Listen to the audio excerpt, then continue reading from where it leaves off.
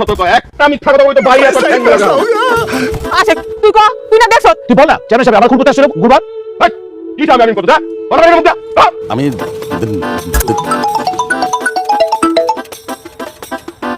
বাবু কিসের বাবু হ্যাঁ কিসের বাবু তুই আউট সাকিল লেগে হলো বাসে কয়টা হ্যাঁ আমি যদি আজকে ট্রেন মিস করি তাহলে কিন্তু তোর খবর আছে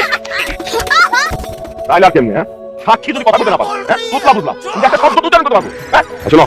এই আমি একটু শ্বশুর বাড়িতে যাবো হ্যাঁ 7 দিন পরে এটা বিচার করুন এই 7 দিনের মধ্যে তোমরা মুখে কথা বলতে পারো হ্যাঁ কি করা ওনাকে তোতলা ঠিক করতে হবে তোর কথা ঠিক করে দিতে হবে তোতলা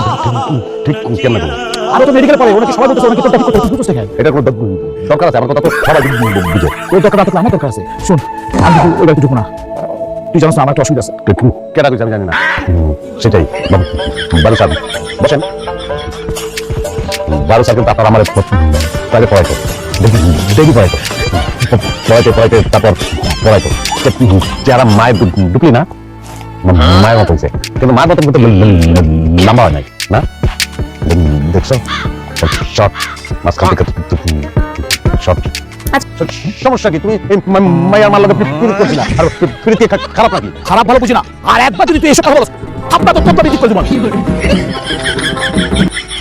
মারো টাকা মারো চাকরি দিতাম না আচ্ছা চল চাকরি দিতাম না আমি বললাম তো আমরা দুটো চলতেছে ব্যথা করতেছে তোর তো আমি হাত দিয়ে ঠাকুর পাবো তোর তো এটা ব্যথা করার কথা না ঠান্ডা ব্যথা চাপ দিয়ে দাও ব্যথা দিতাম না কিন্তু মজা দেখছো তুমিও শর্ট বাপেও শর্ট বলছি আবার আপনি কি অদ্ভুত বাসি বাজান জানি কোথা থেকে শিখেছেন খেতে কোথা থেকে নাকি বাজায় বাজায় করে শিখাইছি আপনি কিন্তু বাসি শোনাবেন আমাকে বাসি বন্ধক দিয়া পরে তার লটপটি নটপটি গিলা কলিজা ঠ্যাং নটপটি মজা না বারু ভাই মানে হচ্ছে আপনার সাথে আমি একটা চুক্তি করবো ঠিক আছে চুক্তি হচ্ছে আমি আপনাকে স্বাভাবিকভাবে কথা বলার শেখানোর চেষ্টা করবো মাসে কয় টাকা টাকা লাগবে না এর বিনিময়ে আপনি আপনার বাসি শোনাবেন আচ্ছা সে কিন্তু আপনার আমারে প্রাইভেট পড়াইতে আচ্ছা ঠিক আছে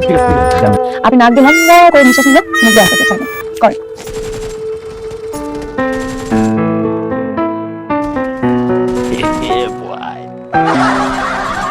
আমি তোমাকে ভালোবাসি আমি ভালোবাসি তোমাকে আমি ভালোবাসি তোমাকে জিনিস চিন্তা করছি জানেন কি আমি যখন বড় হবো তখন একটা বিয়ে করবো আপনার মতন আচ্ছা আপনি বলে দিলে তো হয় আপনি কিছু দেখেন এটা কি করলেন আপনি আমি মিশা করবো এখন আপনি বলেন আমি আমার গ্রামকে খুব ভালোবাসি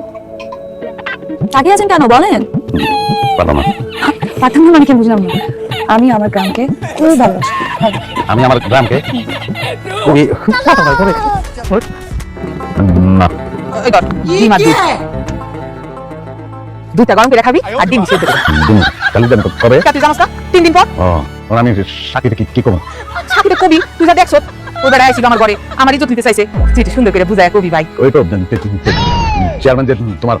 ইজ্জত না নিলে চেয়ারম্যান বারু নিয়ে আমার ঘরে গেছিল তোর মনে থাকে না কথা ঠিক আছে